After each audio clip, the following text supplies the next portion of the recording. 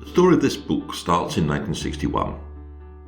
Thanks to Mrs. Wright, my enterprising and formidable form teacher, the moment is captured in this hazy picture.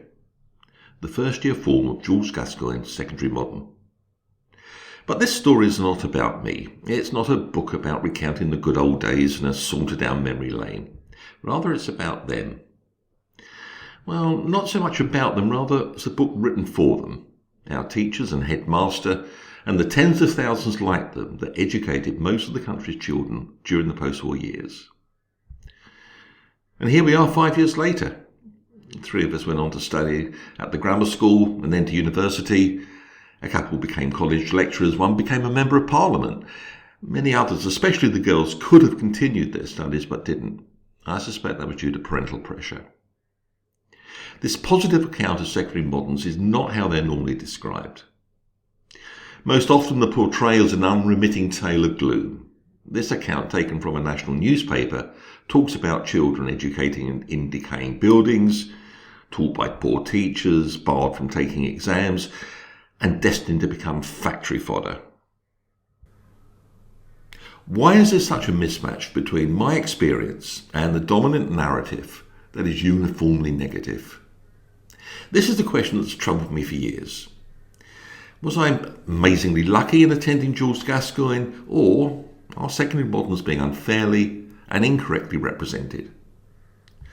This brings me to why I wrote the book. It started as having a single purpose, to answer the question, were secondary moderns much maligned or a monstrous mistake? Its scope expanded rapidly, as did its length. It became longer than all my other books combined. But why? Well, you have to remember that for 20 years, secondary moderns educated the majority of children in England and Wales. They employed over 75,000 teachers and they taught well over 10 million children. They were a major part of our educational history. But where to begin and where to end the story? The more I studied, the further back I had to go. I learned that their history started way back during World War I and ended in 2004. I also discovered something else that surprised me, and perhaps it shouldn't. These wise words are not mine, but those of the famous historian Mary Beard. If I was to tell the story properly, I needed to understand the complicated parts that are now forgotten. More than that, I needed an unbiased view of the past, something that I was not going to get from existing historical accounts. The only way to be certain about the truth was to research and write my own history. And that's what I did. I was then able to analyse the facts and reach my own conclusions. But this raised another question I needed to answer. What did the journey through time tell us about the education of today's children? The scope of the book expanded to provide 4 things.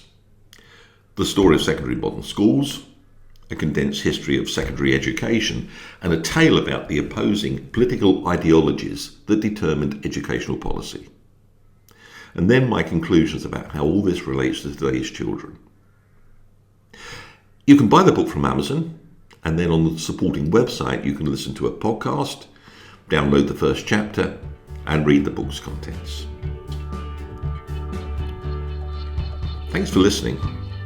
I hope you buy the book.